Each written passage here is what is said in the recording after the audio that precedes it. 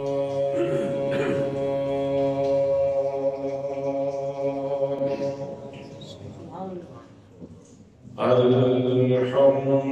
لله وحده والصلاة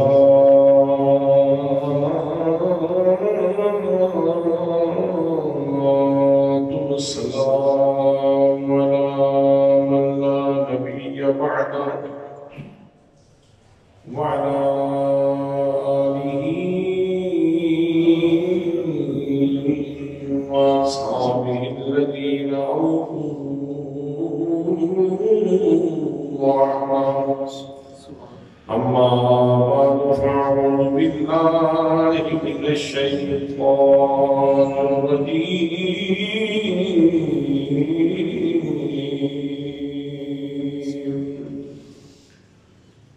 بسم الله الرحمن الرحيم.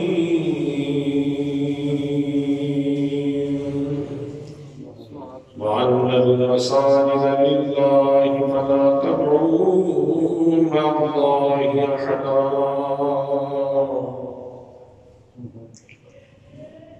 وقال الله تعالى في مقام آخر: ومن أظلم ممن منع مساجد الله أن يذكر فيها اسمه وسعى في خرابها. صدق الله مولانا العظيم وصدق رسوله النبي الكريم الأمين الرؤوف الرحيم. الصلاة والسلام عليك يا سيدي يا رسول الله وعلى آلك وأصحابك يا سيدي يا حبيب الله.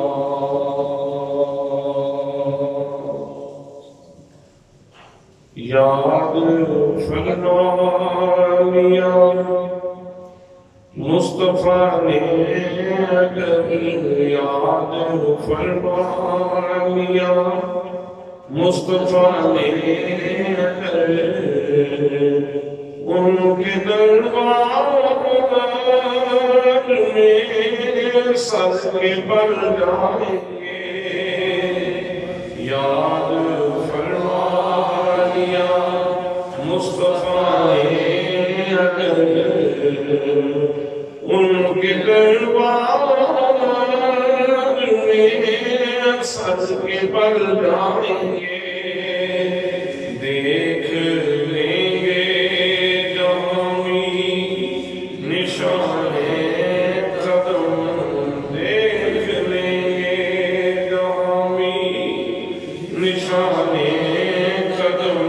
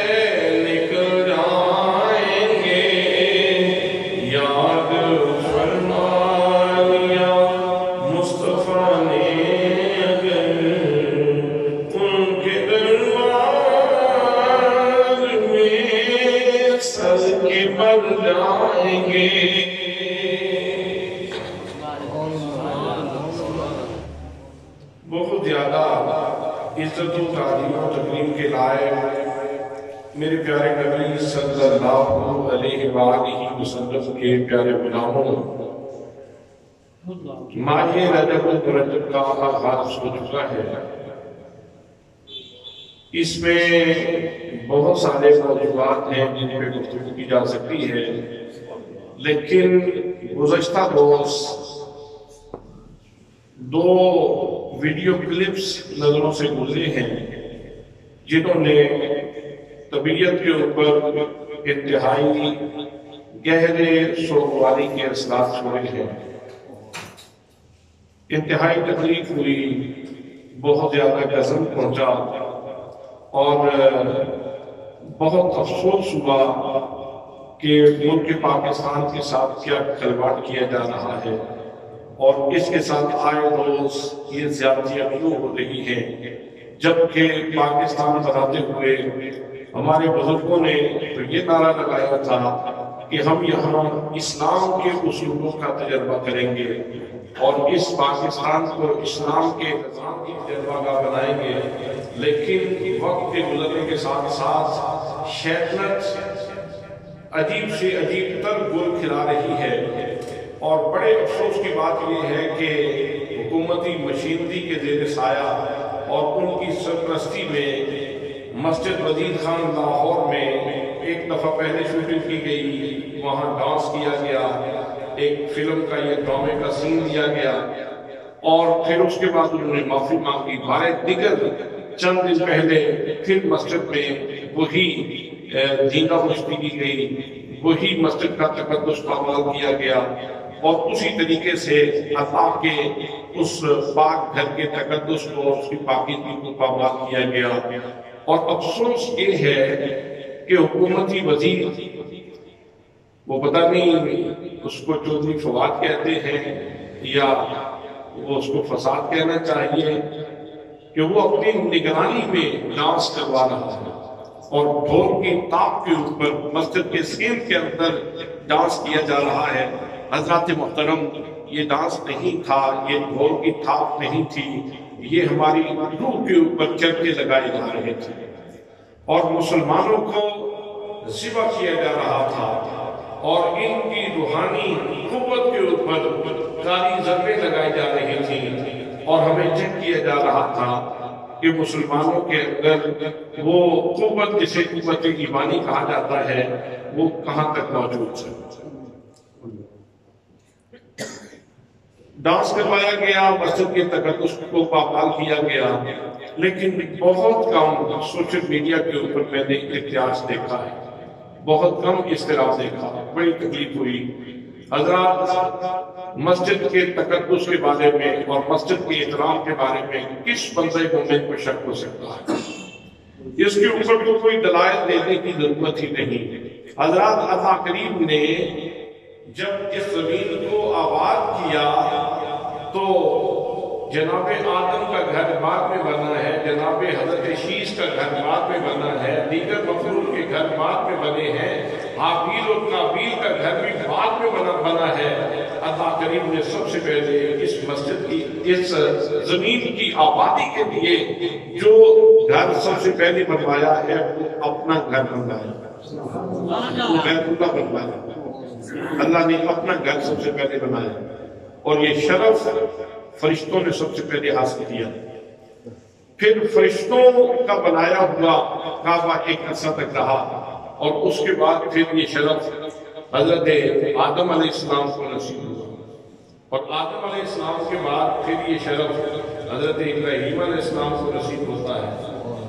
حضرات، یہ اللہ کریم چاہتا تو پرانا آسمان اور پرانی زمین جس طرح اس نے رکھی ہوئی ہے، کعبہ میں وہی فرشتوں والا رکھا جا سکتا تھا، لیکن یہ مرور وقت کے ساتھ ساتھ اللہ کریم اپنے نبیوں کو یہ شرف کیوں عطا فرما رہا ہے اور ان کو اس عزت سے کیوں نوازا جا رہا ہے کہ وہ اللہ کا گھر بناتے ہیں؟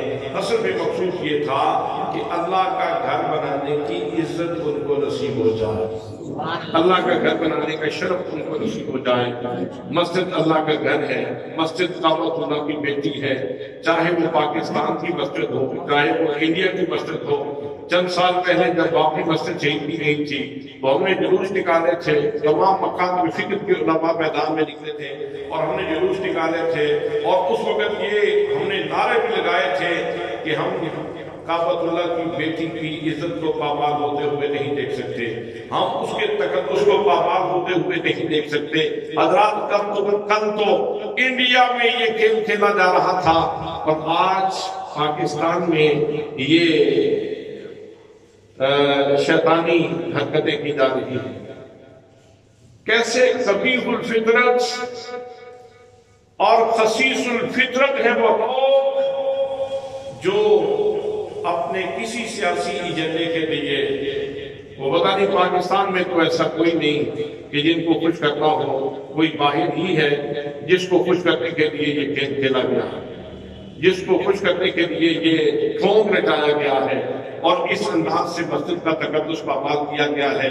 میرے دوستوں، میرے بھائیوں، اللہ کریم کو قرآن مقدس میں ارشاد فرماتا ہے ان اول بیت وضع للناس للذی ببکۃ مبارکا وہدی للعالمین، بے شک وہ پہلا گھر جو لوگوں کے لیے بنایا گیا ہے وہ بکہ کے مقام کے اوپر ہے اور اس کی دو شانیں ہیں۔ فرمایا ایک تو وہ برکت والا ہے اور دوسرا وہ ہدایت کا مرکز ہے، اور العالمین کے لیے ہدایت کا مرکز ہے۔ وہ پہلا اللہ کا گھر ہے جو زمین کے اوپر بنایا گیا ہے۔ اور پھر آپ جانتے ہیں کہ مسجد کو دین اسلام میں حضور نبی مکرم صلی اللہ تعالیٰ علیہ وسلم نے کتنا بڑا مقام دیا ہے، کتنا بڑا مرتبہ آپ نے اس کا بیان کیا ہے۔ قرآن مقدس کی جو آیت مبارکہ میں نے خطبہ میں پڑھی ہے، اللہ کریم ارشاد فرماتا ہے وَأَنَّ الْمَسَاجِدَ لِلَّهِ، لوگوں مسجدیں اللہ کے لیے ہیں، مسجدیں اللہ کے لیے ہیں۔ یہاں لام اختصاص کا ہے، لام اختصاص کا ہے کہ مسجدیں اللہ کی ذات گرامی کے ساتھ خاص ہیں۔ اندر مساجد للہ فلا تدعوا مع اللہ احدا، اور مسجدوں میں کسی اور کو نہ پکارا جائے، کسی اور کی عبادت نہ کی جائے۔ یہاں مطلق پکار منع نہیں ہے، بلکہ یہ بات یاد رکھیں کہ یہاں عبادت منع ہے، یا معبود سمجھ کر اگر کسی کو پکارا جائے تو تب منع ہوگا، ویسے اگر آپ کسی کو پکارتے ہیں تو اس طرح منع نہیں ہے۔ اس لیے کہ اذان بھی تو ایک قسم کی پکار ہے۔ کوئی بھی بندہ جب اذان دیتا ہے تو پہلے اللہ کریم کی کبریائی کا بیان ہوتا ہے، پھر نبی مکرم صلی اللہ تعالیٰ علیہ وسلم کی رسالت کا بیان ہوتا ہے، اور اس کے بعد مؤذن یہ اعلان کرتا ہے حی علی الصلاۃ۔ یہ تمام لوگوں کو، دائیں رہنے والوں کو، بائیں رہنے والوں کو، مسجد کے آگے رہنے والوں کو، پیچھے رہنے والوں کو، سب کو یہ دعوت دی جا رہی ہے آؤ نماز کی طرف، سب کو پکارا جا رہا ہے حی علی الفلاح، آؤ کامیابی کی جانب آؤ۔ تو نمازیوں کو پکارا جا رہا ہے، اس کا مطلب یہ ہوا کہ پکارنا منع نہیں ہے، بندے کو بندہ سمجھ کے پکارنا منع نہیں ہے۔ مسجد میں جس پکار سے منع کیا گیا ہے وہ عبادت کے طور پر پکارنا ہے، اور عبادت کے طور پر حضرات محترم کوئی بھی کسی کو نہیں پکارتا، مسلمان کسی چیز کو نہیں پکارتا، وہ کوئی اور ہی ہوگا جو کسی اور مذہب سے تعلق رکھتا ہو تو مسجد میں آ کے کوئی اس طرح کا گل کھلائے، وگرنہ جتنے بھی مسلمان ہیں جن کا نقطۂ نظر یہ ہے، جو مسجد میں 5 وقت اذان دیتے ہوئے یہ اعلان کرتے ہیں اشہد ان لا الہ الا اللہ، وہ اللہ کے ساتھ کسی اور کو پکار نہیں سکتے۔ نماز پڑھتے ہوئے جب ہم اتحیات میں بیٹھتے ہیں اس وقت بھی جب کہتے ہیں السلام علیکہ ایھا النبی، اے نبی آپ کے اوپر سلام ہو، تو اس وقت بھی نبی کو نبی سمجھ کے پکارا جا رہا ہوتا ہے۔ لفظ ہی بتا رہے ہیں کہ خدا سمجھ کے نہیں پکارا جا رہا، بلکہ نبی کو نبی سمجھ کے پکارا جا رہا ہے، اللہ کا رسول سمجھ کے پکارا جا رہا ہے، اللہ کا فرشتادہ سمجھ کے پکارا جا رہا ہے، اللہ کی مخلوق سمجھ کے پکارا جا رہا ہے۔ نبی تو بھی معبود سمجھ کے نہیں پکارا جا رہا۔ حضرات مسجد اللہ کے لیے ہے، مسجد اللہ کے لیے ہے، اور یہ فقہی مسئلہ ہے کہ اگر کسی آدمی نے مسجد کے لیے جگہ وقف کی، مسجد کے لیے کوئی جگہ وقف ہو جاتی ہے کہ یہ مسجد کے لیے ہم نے جگہ وقف کر دی ہے، تو جب وقف کنندہ اس جگہ پہ آ کے نماز پڑھ لے، سجدہ دے لے، تو اس سے پہلے اس کے لیے گنجائش موجود ہے، وہ یہ کہے کہ میں ایک منزل مسجد بناتا ہوں اور اوپر کوئی اور چیز بن جائے گی، یا اوپر مسجد بناتا ہوں تو نیچے دکان بن جائے گی۔ یہ وقف کرنے سے پہلے تو یہ نیت کی جا سکتی ہے، لیکن جب کسی نے وقف کی نیت کر لی اور اس میں پھر اس نے نماز پڑھ لی، تو نماز پڑھنے کے بعد وہ وقف تام ہو جائے گا۔ جب نماز پڑھ لی تو پھر تحت سرا سے لے کر عرش علا تک وہ جتنی جگہ ہے وہ مسجد ہوگی، اس کے اوپر خلائی اسٹیشن بھی نہیں بن سکتا۔ اگر کوئی کہے نا کہ میں مسجد کی سطح کے اوپر جا کے خلائی اسٹیشن بنا لوں اور وہاں جا کے کوئی کھیل تماشا ہو سکے، وہ اس خلائی اسٹیشن میں بھی کھیل تماشا نہیں ہو سکتا۔ وہ عرش علا تک پوری کی پوری جگہ اللہ کا گھر ہے، مسجد ہے۔ حضرات محترم، مسجد اتنی حساس چیز ہے، مسجد اتنی نازک جگہ ہے کہ وہ ساری کی ساری اللہ کے نام پہ ہے، اور جب وہ کتائے زمین اللہ کے نام پہ وقف ہو چکا ہے تو وہاں کوئی بھی ایسی سرگرمی کرنے کی اجازت نہیں ہے جو اسلامی تعلیمات کے مخالف ہو۔ تو حضرات محترم، مسجد کا شرف یہ ہے، نبی مکرم صلی اللہ علیہ وسلم نے ارشاد فرمایا من بنا مسجدا قدر مفاصل قطعات بنى الله له بیتا فی الجنہ۔ فرمایا لوگوں، جس نے بھی اللہ کی رضا کے لیے مسجد بنائی اور ایک پرندے کے گھونسلے جتنی ہی مسجد بنائی، نیت خالص تھی، اللہ کریم کو راضی کرنا چاہتا تھا، پروردگار عالم کی رضا کے لیے اس نے مسجد بنائی، تو اگرچہ چڑیا کے گھونسلے جتنی ہی کیوں نہ بنائی، اس کے اوپر بھی اللہ کریم اس کو جنت میں محل عطا فرمائے گا۔ چڑیا کا گھونسلہ کتنا ہوتا ہے اور اس کے اوپر انعام کتنا دیا جا رہا ہے، اگر یہ کہا جاتا کہ اس کو جنت کا ایک جھونکا نصیب ہوگا، اگر کسی نے ایک اینٹ مسجد میں لگا دی تو اسے جنت کا ایک جھونکا نصیب ہوگا، جنت کی ٹھنڈی ہوائیں نصیب ہوں گی، تو یہ بھی چھوٹا انعام نہیں تھا، بہت بڑا انعام تھا، بہت بڑا انعام تھا۔ اور اگر یہ کہا جاتا کہ اس کو مسجد میں ایک دن، 2 مہینے، 4 سال جنت میں رہنے کا موقع دیا جائے گا، تو یہ بھی بہت بڑا انعام تھا۔ لیکن کریم ہے، اپنے کرم کی انتہا کر دی اس نے، مہربانیوں کی انتہا کر دی۔ فرمایا جو بھی مسجد بناتا ہے، چاہے وہ چڑیا کے گھونسلے کی مقدار ہی کیوں نہ بنائے، کریم اپنے خزانوں سے اسے اس طرح نوازے گا کہ اسے جنت میں پورا محل عطا فرمائے گا۔ یہی وجہ ہے کہ نبی مکرم صلی اللہ علیہ وسلم جب ہجرت کر کے مدینہ طیبہ میں تشریف لاتے ہیں، میرے آقا کریم صلی اللہ علیہ وسلم نے یہاں آ کے یہ نہیں کہا کہ پہلے میں اپنا مکان بنا لوں، پہلے صدیق اکبر کا مکان بنا لوں۔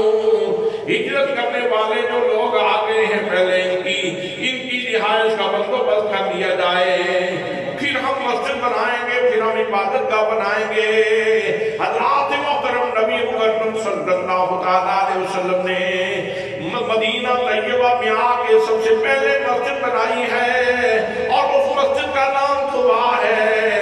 نبی کریم صلی اللہ علیہ وسلم نے بتا دیا، لوگوں مجھے اپنی رہائش پر بھی، صدیق کی رہائش پر بھی، اور تمام مسلمانوں کی رہائش پر بھی مسجد کو مقدم رکھنے کا شرف نصیب ہے۔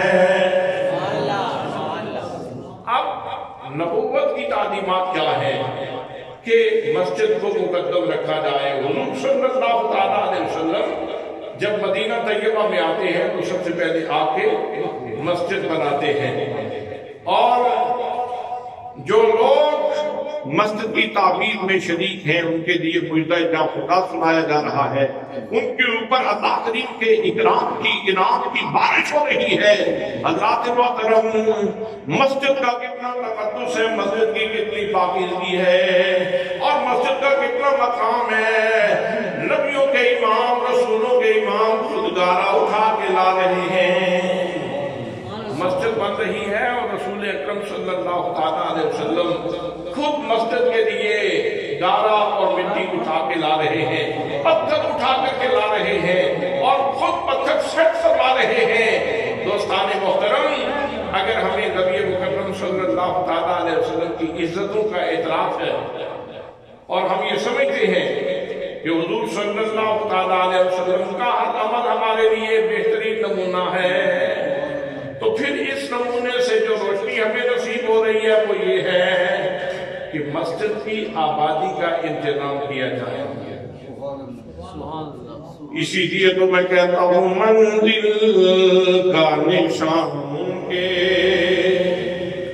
قدموں کے نشان چہرے، منزل کا نشان کے قدموں کے نشان چہرے، منزل کا نشان کے قدموں کے نشان چہرے، انوار کا مرکز ہے، انوار کا مرکز ہے، سرکار جہاں چہرے، انوار کا مرکز ہے، سرکار جہاں چہرے، انوار کا مرکز ہے۔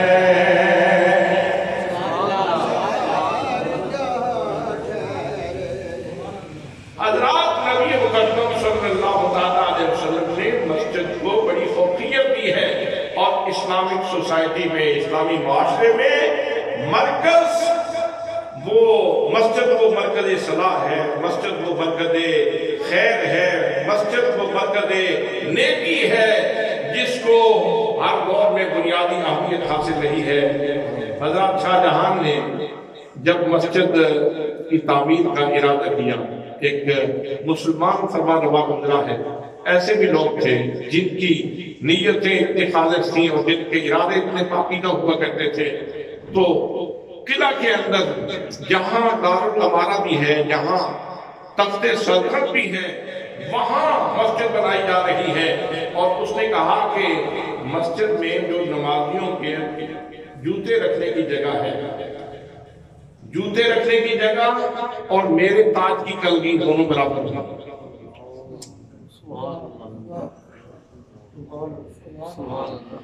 شاہ جہان کہتا ہے تعمیر کرنے والوں کو اس نے حکم دیا، کہا مسجد اس طرح بناؤ، شاندار مسجد بناؤ، اور اس میں نمازیوں کے جوتے رکھنے کی جگہ جو ہے وہ اتنی بلند ہونی چاہیے کہ جب میں اپنے تخت کے اوپر بیٹھتا ہوں تو میرے تاج کی گلی اور مسجد میں نمازیوں کے جوتے رکھنے کی جگہ برابر ہو۔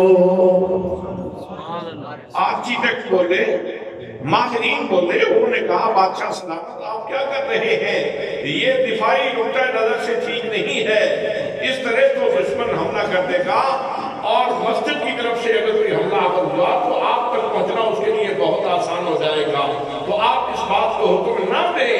تو شاہ جہان نے اس وقت کہا تھا، یہ شاید کوئی اور مسلمان روا تھا، اس نے کہا یہ بات کان کھول کے سن لو کہ جب تک مسلمان اپنے رب کے ساتھ وفادار رہتا ہے اس وقت دنیا کی کوئی طاقت اسے فتح نہیں کر سکتی، اس وقت تک دنیا کی کوئی طاقت اسے غضب نہیں پہنچا سکتی، نقصان نہیں پہنچا سکتی۔ اور حضرات، یہ صرف اس کی بات نہیں ہے، قرآن مقدس نے بھی یہی کہا ہے، فرمایا وَأَنْتُمُ الْأَعْلَوْنَ إِن كُنتُم مُؤْمِنِينَ، ایمانیات کے تقاضے پورے کرتے رہو تو تم ہی سربلند رہو گے، تمہیں تفوق نصیب ہوگا، تمہیں برتری نصیب ہوگی، تمہارا جھنڈا سب سے اوپر لہرائے گا۔ تمہارا فریرا سارے فریروں سے اوپر لہرائے گا اور تمہیں اللہ کریم شان عطا فرمائے گا، تمکن عطا فرمائے گا۔ پچھلے دنوں جب اسمبلی میں عربی زبان پاس ہونے کا بل پیش ہوا کہ عربی زبان اسکولوں میں لازم کی جائے، تو ایک وزیر صاحب ایک آدمی وہاں تلملایا، بڑا شدت سے تلملایا۔ اس نے کہا آپ ہمیں پھر پیچھے دھکیلنا چاہتے ہیں، پہلے ہی ہم بہت پیچھے ہیں، عربی زبان کے آنے سے ہم پیچھے چلے جاتے ہیں۔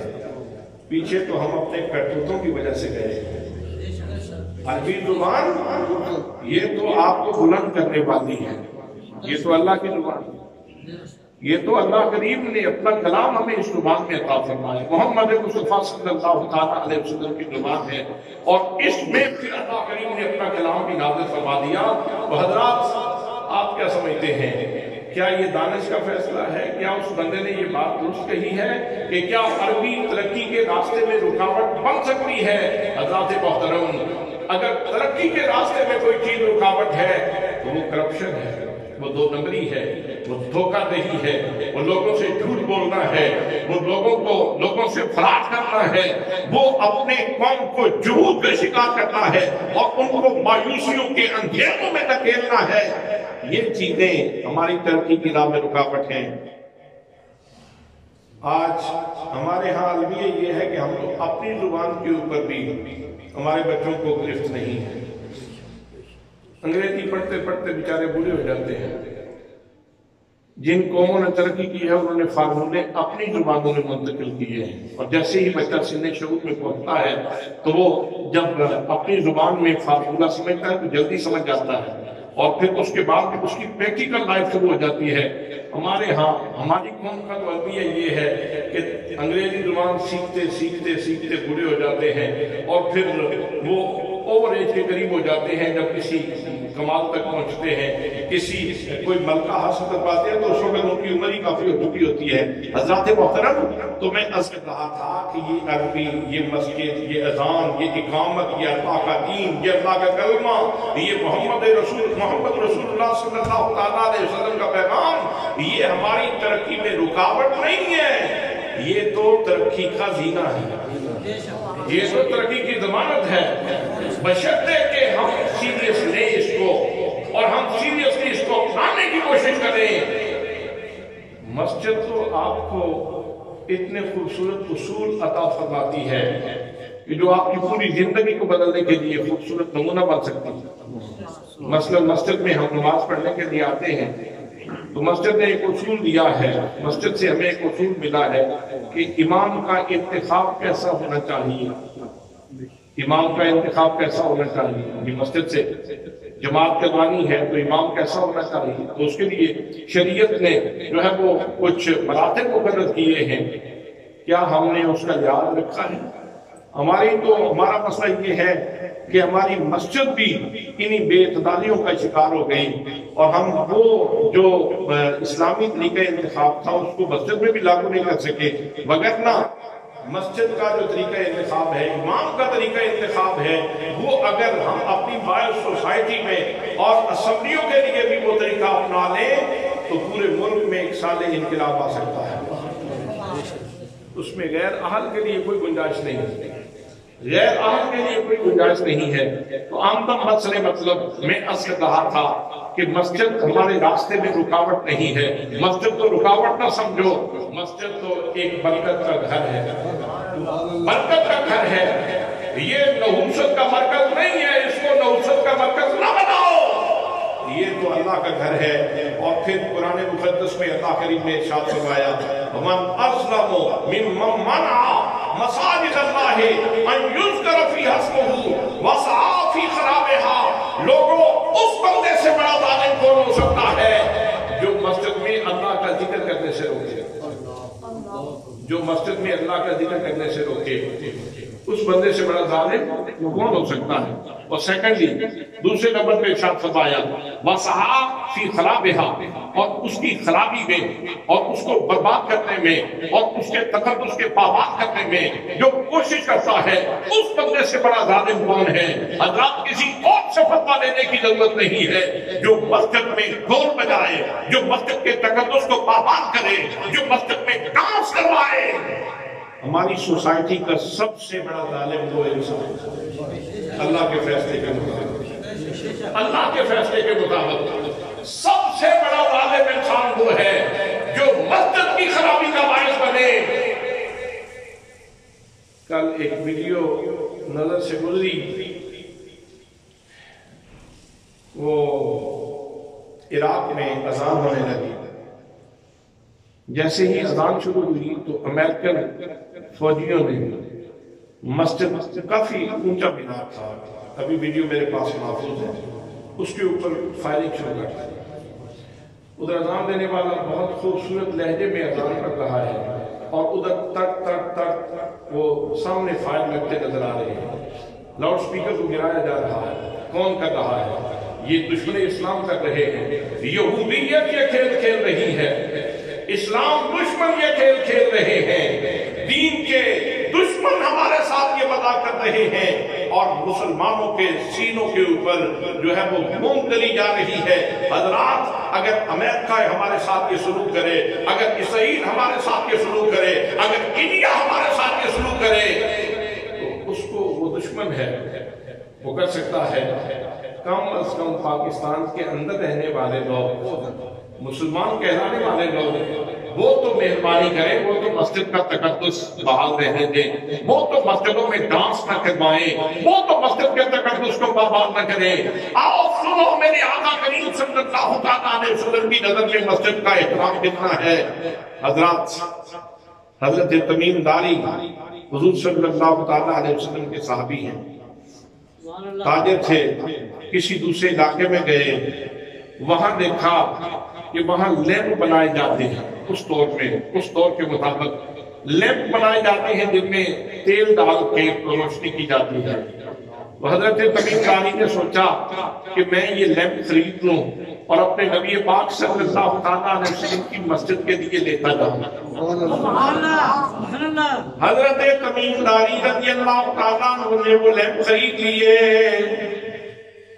مدینہ طیبہ میں واپس آئے. عصر کی نماز نبی مقدم صلی اللہ تعالیٰ علیہ وسلم کے ساتھ ادا کی. حضور صلی اللہ تعالیٰ علیہ وسلم اپنے کاشانہ اقدس میں تشریف لے گئے.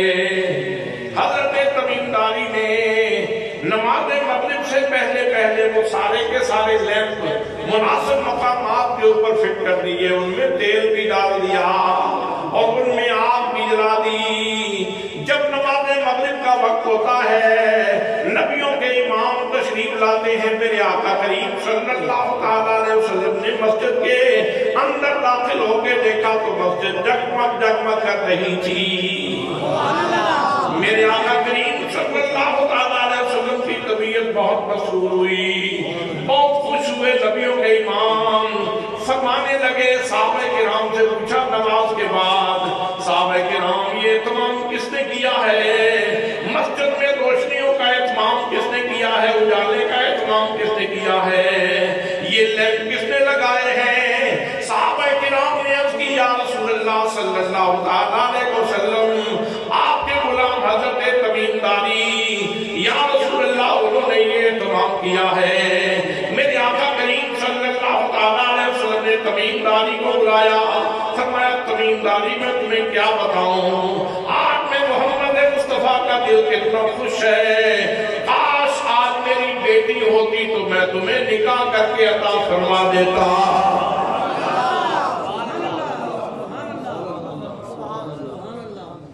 تمیم داری آج محمد مصطفیٰ کی بیٹی ہوتی تو میں تمہیں نکاح کر کے دے دیتا.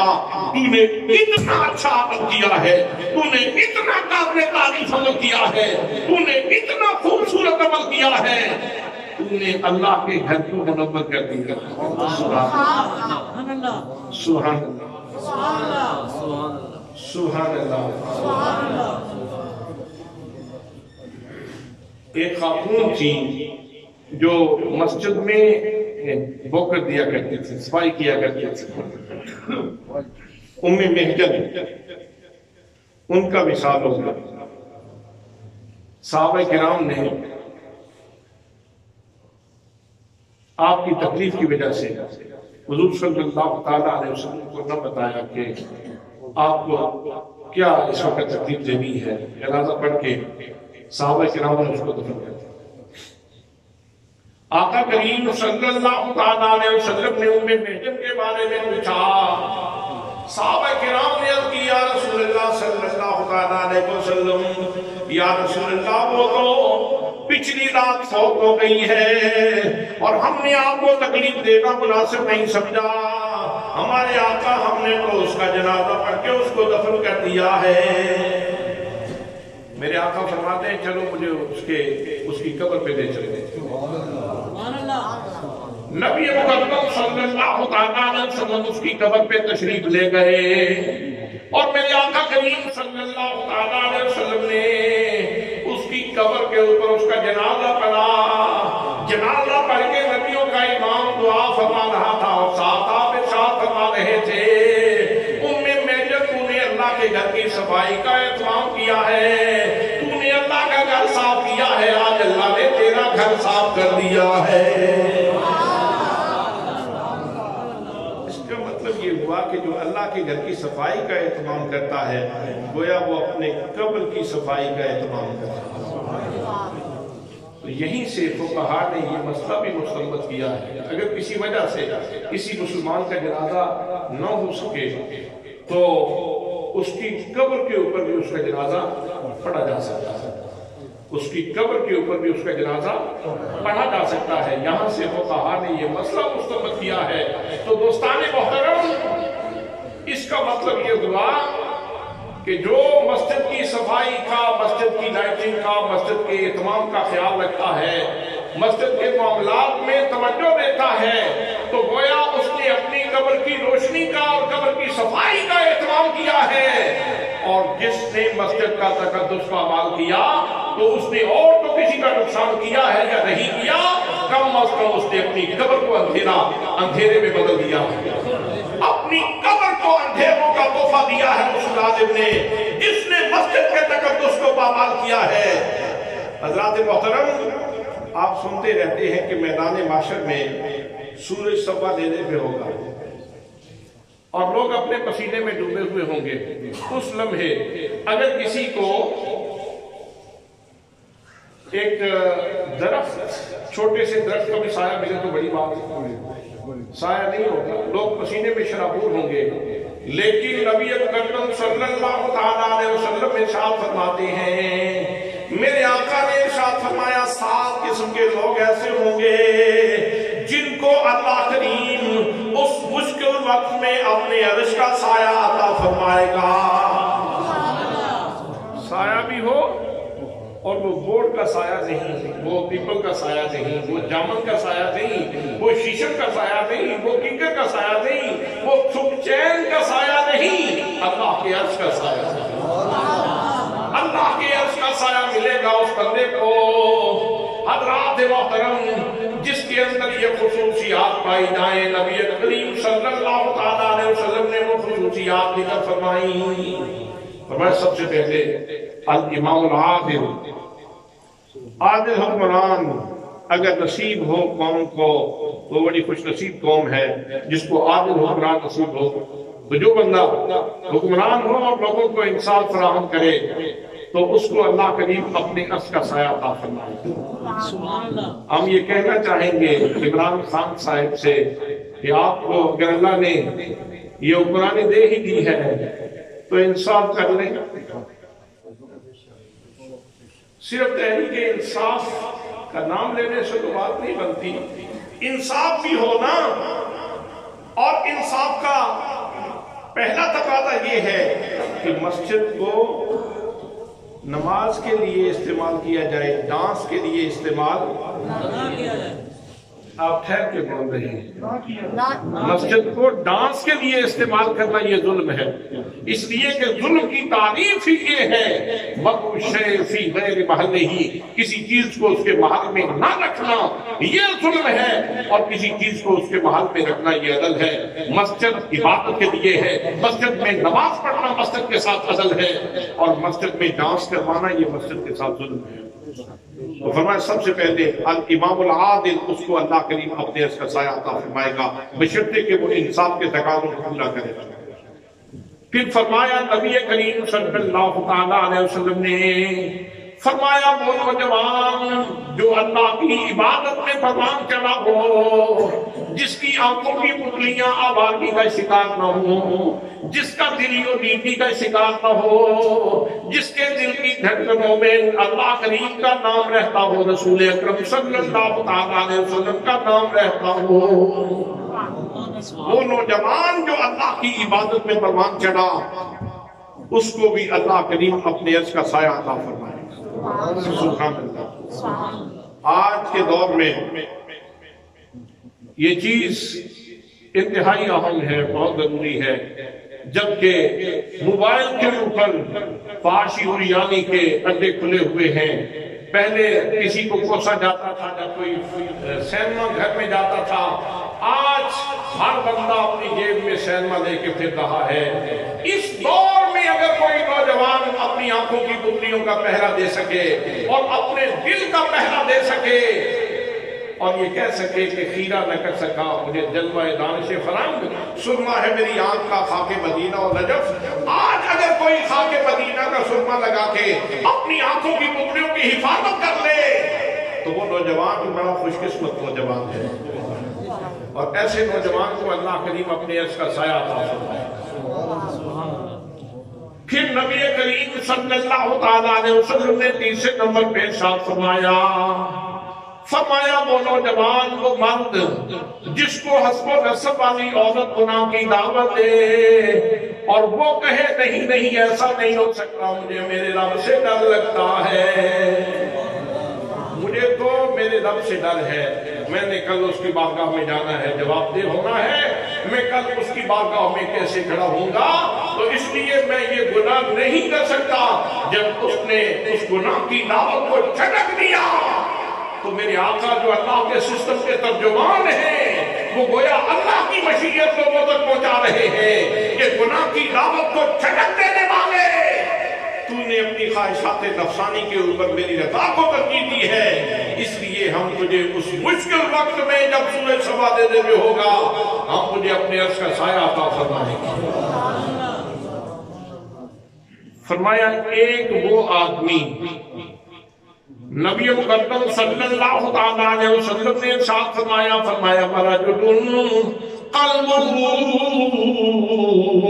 معلق بالمساجد، ایک اس آدمی کو بھی اللہ کریم اپنے عرش کا سایہ عطا فرمائے گا جس کا دل اللہ کے گھروں کے ساتھ معلق رہتا ہے، مسجدوں کے ساتھ معلق رہتا ہے، مسجدوں کے ساتھ معلق رہتا ہے، اللہ کے گھر کے ساتھ جس کا دل لگا رہتا ہے، حضرات اس کو بھی اللہ کریم اپنے عرش کا سایہ عطا فرمائے گا۔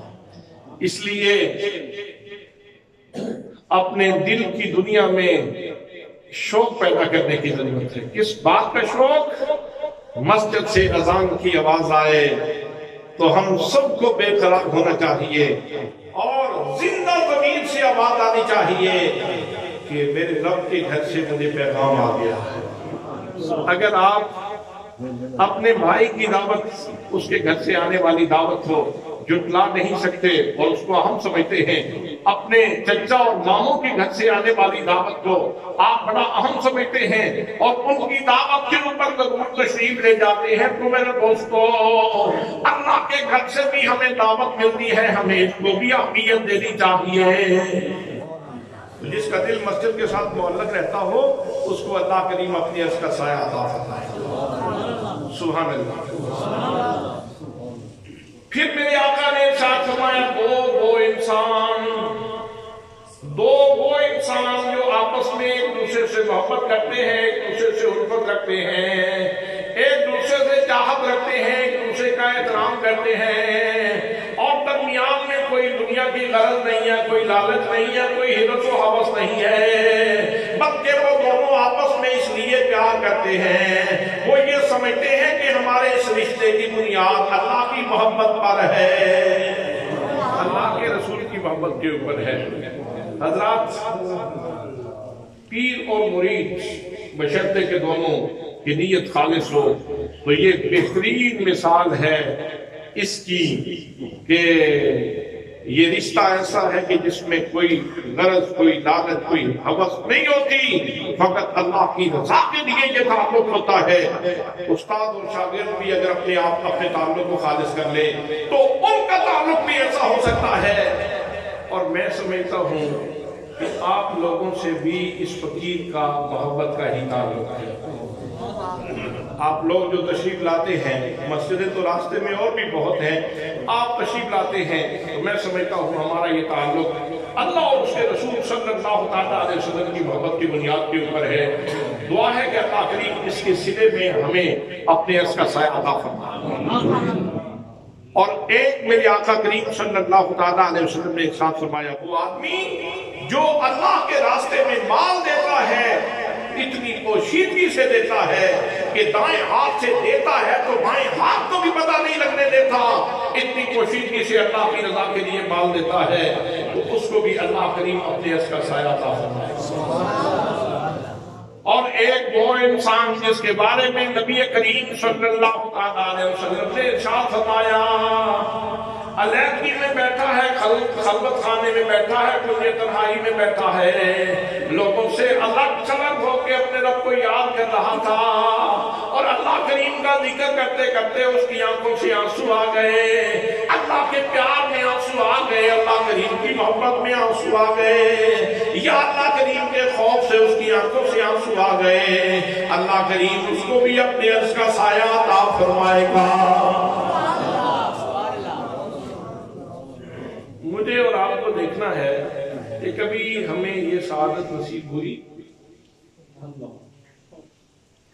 یہ تو موقع ملتا رہتا ہے، اپنے دوست کو الگ کیا اور کہا یار میں آپ سے کوئی علیحدگی میں بات کرنا چاہتا ہوں، میری بات سن لیں، میں سرگوشی کرنا چاہتا ہوں، میں تجھ سے سرگوشی کرنا چاہتا ہوں۔ یہ تو ہر بندے کے ساتھ یہ چیز بیتتی رہتی ہے، تجربات میں آتی رہتی ہے۔ کبھی ایسا بھی موقع آیا کہ میں الگ بولوں اور اپنے رب سے سرگوشی کر لوں۔ یہ جو لفظ مناجات استعمال کیا جاتا ہے، مناجات کا معنی ہی سرگوشیاں ہیں۔ یا الہی رحم فرما مصطفیٰ کے واسطے، کریمہ ببخشائے برحال ماں کہ ہستوں مسیرے کمندے ہوا، ندارے غیرت فریاد رس، تو یاسیانہ خطا بخشو بس، نگاہ دار مارا براہ خطا، خطا در گزارو صفا بمنما۔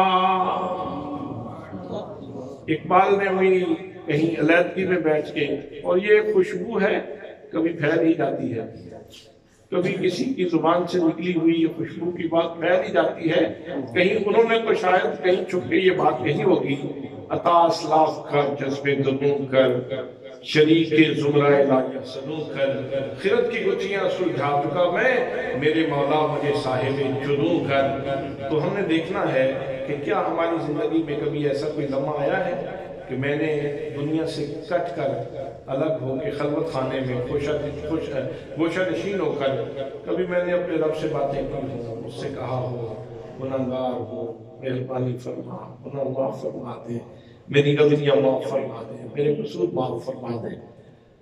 تو حضرات اگر یہ موقع نصیب نہ ہوا ہو تو یہ موقع بنانے کی کوشش کرنی چاہیے، اور سب سے بہترین اس کا محل یہ ہے کہ رات کو سونے سے پہلے 5 منٹ اپنے رب سے بات کرنا۔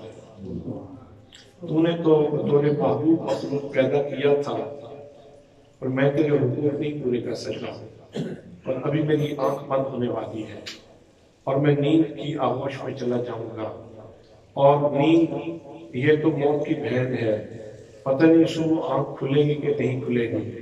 تو مالک ابھی تک اس لمحے تک جو خطائیں ہوئی ہیں میں ان کی معافی مانگتا ہوں، میں ان کی معافی مانگتا ہوں، اور کل کی صبح اس سے جو وقت شروع ہو رہا ہے مالک مجھے اپنی اطاعت اور اپنی فرمانبرداری کی توفیق نصیب فرما، اور اپنے رسول صلی اللہ علیہ وسلم کی اطاعت کی اور فرمانبرداری کی توفیق نصیب فرما۔